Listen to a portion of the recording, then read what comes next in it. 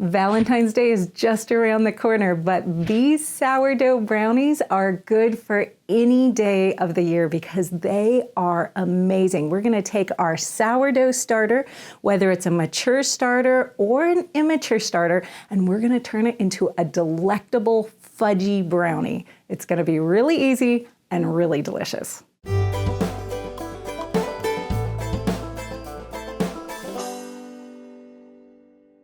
All right, before we get started, let's go over the ingredients really quickly. First of all, you're gonna need your sourdough starter. And again, this can be immature starter or it can be a mature starter.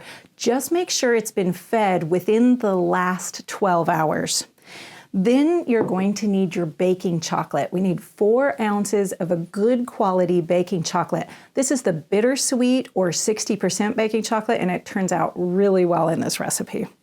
Okay, then you'll need a 1/4 cup of butter chopped up into little pieces, and you'll want a 1/2 teaspoon of vanilla. Now, I'm using the vanilla bean paste today because I love using the vanilla bean paste. It just has such a great vanilla flavor, but you can use the vanilla extract if that's what you have on hand.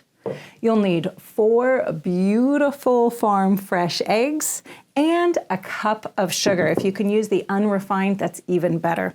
You're also going to want a 1/4 cup of semi-sweet or milk chocolate chips. Okay, we're ready to get going. First, you're gonna wanna make sure to preheat your oven to 350 degrees. And then you're gonna take your 8x8 pan and butter it generously on all sides. All right, now we're gonna start by making a simple double boiler by taking a pan, filling it halfway with water or small saucepan, and then finding a bowl, either metal or glass, that's gonna sit right on top securely. This is a really simple way to make a really effective double boiler. Now we're gonna wanna turn our heat on to medium high here. We're going to be melting our baking chocolate and our butter together. So we're just gonna go ahead and put those right into the bowl. Now you want to kind of stir as they start to melt so that they melt consistently and all over. The chocolate all melts, but this is going to take a few minutes. This is actually the hardest part of this whole recipe. Okay, so that is almost melted, and while we're waiting for it to get the rest of the way, I'm just going to go ahead and beat the eggs.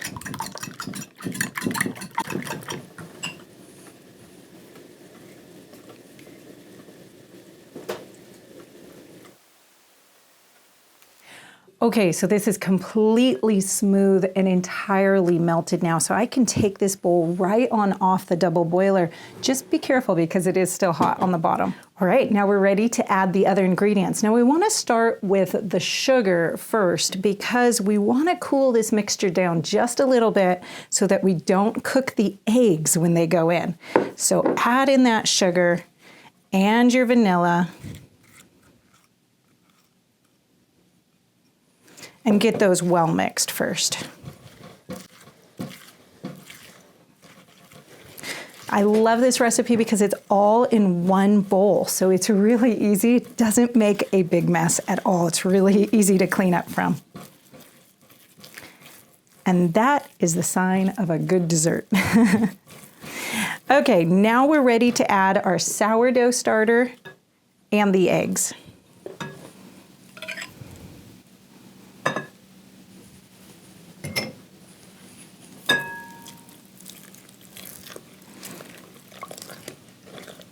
And we're gonna wanna whisk these until the whole batter is smooth. Out of the way.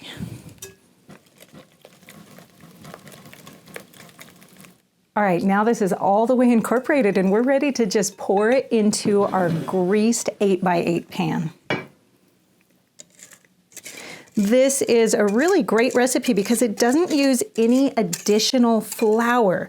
That means if you have somebody who's a little gluten sensitive, not allergic, but just sensitive, then this recipe is going to work really well because the sourdough starter has had a chance to help pre-digest all of the flour that was in there.